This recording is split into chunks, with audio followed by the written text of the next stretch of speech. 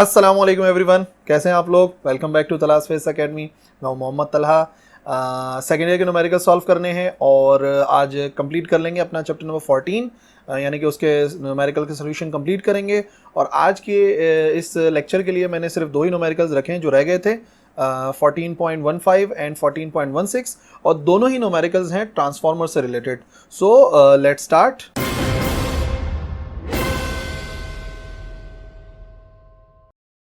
सो 14.15 इस न्यूमेरिकल के अंदर एक स्टेप डाउन ट्रांसफार्मर है और वो एक एंड ऑफ ट्रांसमिशन लाइन पर है जो रिड्यूस कर रहा है वोल्टेजेस को 2400 वोल्ट से लेकर 1200 वोल्ट्स तक। ठीक है ना, स्टेप डाउन है तो क्या कर रहा है कि ईएमएफ को कम कर रहा है। ईएमएफ है 2400 वोल्ट्स, उसको कर रहा है 1200 volts.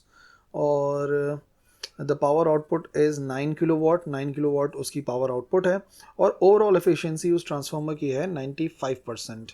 The primary winding has 400 turns, तो जो प्राइमरी कॉइल है उसमें 400 टर्न्स है। How many turns have the secondary coil, सबसे पहली चीज़ जो फाइंड करनी है, number of turns of the secondary coil. Second, what is the power input, power input कितनी होगी। And what is the current in each of the coils, each of the coil यानी कि दोनों कॉइल्स के अंदर कितना करंट फ्लो कर रहा होगा। डेटा वीपी गिवन है हमें 2400 प्राइमरी कॉइल का ईएमएफ और सेकेंडरी का ईएमएफ है 1200। पावर आउटपुट हमें 9 किलोवाट यानी कि 9000 वाट गिवन है। एफिशिएंसी है 95% और नंबर ऑफ टर्न्स हमें गिवन है प्राइमरी कॉइल के, जो कि हैं 400 टर्न्स, और number of turns in secondary coil पता करना है, पावर इनपुट पता करना है और हमें पता करना है करंट इन ईच कॉइल यानी कि प्राइमरी और सेकेंडरी कॉइल के अंदर। सो स्टार्ट करते हैं। ये जो रिलेशन है ऑफ द ट्रांसफार्मर, ठीक है, कि अगर एक ट्रांसफार्मर है तो यकीनन इनका रेशो सेम रहता है। रेशो ऑफ ईएमएफ बराबर होता है ratio of number of turns के। ठीक है, सो नंबर सेकेंडरी कॉइल का ईएमएफ 1200, प्राइमरी कॉइल का ईएमएफ 2400 और number of turns in the secondary coil find करने हैं और number of turns in primary coil given है 400। ठीक है, तो यहाँ पे कैंसिल किया तो ये आ गया 1/2 और फिर 1/2 से जाकर मल्टीप्लाई होगा 400, तो ये आंसर आ जाएगा 200 टर्न्स, यानी कि नंबर ऑफ टर्न्स आ गए सेकेंडरी कॉइल के और वो हैं 200 टर्न्स। उसके बाद एफिशिएंसी वाला फॉर्मूला इस्तेमाल करेंगे, output divide by input multiply by 100। Efficiency है 95 और पावर आउटपुट हमें गिवन है 9000 वाट। पावर इनपुट पता करना है तो क्या करेंगे, सबसे पहले इनको मल्टीप्लाई करा दिया आपस में और फिर 95 इस तरफ आकर हो गया डिवाइड और पावर उस तरफ जाकर हो गई मल्टीप्लाई, तो ये आंसर आ जाएगा 9473.7 वाट। ये है पावर इनपुट। नाउ अब पता करना है करंट इन ईच कॉइल, तो याद रखो पावर का फॉर्मूला इस्तेमाल करना है। पावर बराबर होता है V इंटू आई के, तो अगर इनपुट पावर की बात कर रहे हैं तो ईएमएफ भी होना चाहिए प्राइमरी कॉइल का और करंट भी होना चाहिए प्राइमरी कॉइल का। अच्छा, पावर इनपुट हमें पता था और हमने ईएमएफ पुट करा प्राइमरी कॉइल का और ये वैल्यू उस तरफ जाके हो जाएगी डिवाइड, तो करंट आ जाएगा प्राइमरी कॉइल का यानी कि 3.94 एम्पियर। नाउ पावर आउटपुट की वैल्यू के लिए सेम फार्मूला है, बट पावर आउटपुट के लिए वैल्यूज़ होंगी सेकेंडरी कॉइल की। सो पावर आउटपुट 9000 गिवन था और ईएमएफ जो था सेकेंडरी कॉइल का, क्योंकि वो स्टेप डाउन देख लो कम कर रहा है, वो 1200 वोल्ट कर रहा है, तो ये भी था और डिवाइड करा देंगे तो IS की वैल्यू आ जाएगी 7.5 ampere. So the last question of this chapter, ये 14.16 थोड़ा सा लेंदी है और लॉजिकल भी है। ओवरऑल एफिशिएंसी ऑफ ट्रांसफार्मर है 90%। The transformer is rated for an output of 12.5 kilowatt. ठीक है, जो आउटपुट है वो है 12.5 kilowatt. The primary voltage is 1100 volts and the ratio of primary to secondary turns, यानी कि number of turns primary coil के divide by number of turns secondary coil, तो वो 5:1 है। The iron losses at full load are 700 watts. ठीक है ना, तो जो कोर इस्तेमाल हो रहा है आयरन का है तो उसमें कुछ लॉसेज हैं, वो हैं 700 watts. So the primary coil has a resistance, primary coil की रेजिस्टेंस गिवन है 1.82। सो क्या क्या पता करना है पहले पार्ट में, how much power is lost because of the resistance of the primary coils, power loss पता करनी है रेजिस्टेंस की वजह से।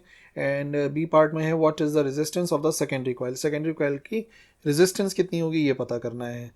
सो डेटा में एफिशिएंसी है 90%, पावर आउटपुट है 12.5 किलोवाट यानी कि 12,500 वाट, और हमें वोल्टेज गिवन है प्राइमरी कॉइल के वो है 1100 वोल्ट, और NP divide by NS number of turns, और in the primary coil divide by number of turns in the secondary coil है 5:1 यानी कि 5/1। अच्छा हाँ, डेटा में अभी हमें पावर लॉस गिवन है, total power losses due to iron वो है 700 वाट, और रेजिस्टेंस ऑफ प्राइमरी कॉइल है 1.82। हमें क्या क्या फाइंड करना है? हमें फाइंड करना है सबसे पहले power loss in the primary coil, ठीक है, और उसके बाद हमें पता करनी है resistance of the primary coil. ठीक है, तो सबसे पहले देखो जो लॉसेस हैं प्राइमरी कॉइल के अंदर वो होगा, जो फॉर्मूला होता है पावर का, पावर डिसिपेशन का, I²R, उसी को यूज़ कर रहे हैं। और यहाँ पर क्या आ जाएगा? Power loss in the primary coil, तो वो हो जाएगा IP² और RP, यानी कि तीनों वैल्यूज़ आ जाएंगी प्राइमरी की। Let's say this is our equation number 1। Now power input, power का एक और फॉर्मूला हम इस्तेमाल कर रहे हैं फॉर इनपुट, तो इनपुट का मतलब हो जाएगा VP और IP। पहला वाला जो था वो करंट और रेजिस्टेंस की टर्म्स में, और ये EMF और करंट की टर्म्स में। Let's say this is equation number 2। अब इनको बारी बारी हम सॉल्व करेंगे। तो एफिशिएंसी बराबर होती है power output divide by power input multiply by 100। Power output है 12,500 यानी कि 12.5 किलोवाट थी, ठीक है, तो हमने उसको क्या कर दिया? हमने उसको कन्वर्ट कर लिया था।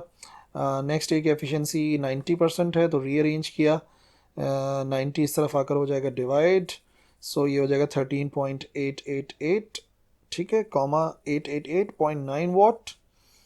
और फिर क्या करना है? अब इस वैल्यू को पुट कर देते हैं हम इक्वेशन नंबर 2 में। इक्वेशन नंबर 2 में रखा तो पावर इनपुट की वैल्यू आ गई, पावर इनपुट इतना आ गया, और VP हमें पता है कितना है, VP है 1100, और IP हमें फाइंड करना है, तो ये वैल्यू इस तरफ जाके हो जाएगी डिवाइड, सो आंसर आ जाएगा 12.62 एम्पियर। हमने करंट फाइंड कर लिया जो कि है प्राइमरी कॉइल के अंदर। अब इस करंट की वैल्यू को हम रख देंगे इक्वेशन नंबर 1 में, ताकि हमें पावर लॉस पता लग जाए प्राइमरी का। सो ये हो जाएगा 12.62 का square into RP, resistance of the primary coil given थी, तो ये आ गया 290 watt power losses in the primary coil. Now जो सेकंड पार्ट है उसको यूज़ कर रहे हैं, तो देखो जो टोटल पावर लॉसेज हैं वो क्या होगा? Power losses in the primary coil plus power losses in the secondary coil. Total power loss 700 है, और power loss in the primary coil वो है 290 जो कि हमने फाइंड किया है, और पावर लॉस आ गई सेकेंडरी कॉइल की जो कि आगे यूज़ करनी है 410 वाट।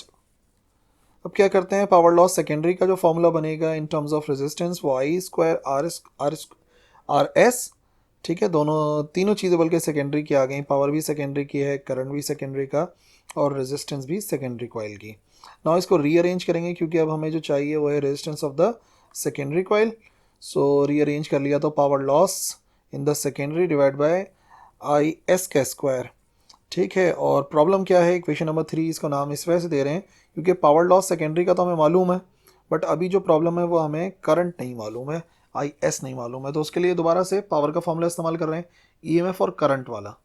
सो आउटपुट पावर बराबर आता है VS into IS।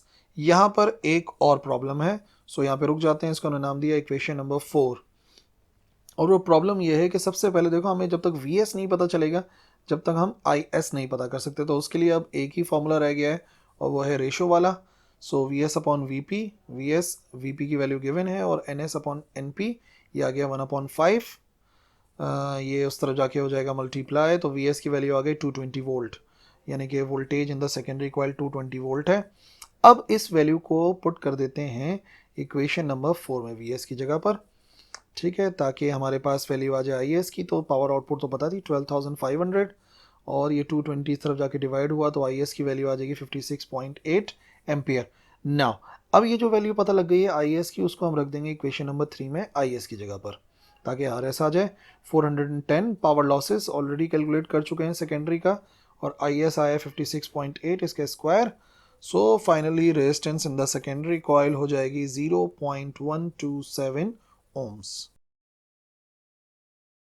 That's it, complete हो गया हमारा चैप्टर नंबर 14। बाकी तमाम के तमाम न्यूमेरिकल्स हम लोग सॉल्व कर चुके हैं। सिर्फ ट्रांसफार्मर के न्यूमेरिकल्स आज किए हैं। अगर फिर भी न्यूमेरिकल्स मिसिंग हैं तो उनका लिंक डिस्क्रिप्शन में मिल जाएगा। बिल्कुल देखो, चैप्टर नंबर 14 को कंप्लीट करो, प्रैक्टिस करो, देखते रहो तलाश फेस एकेडमी। अल्लाह हाफिज़।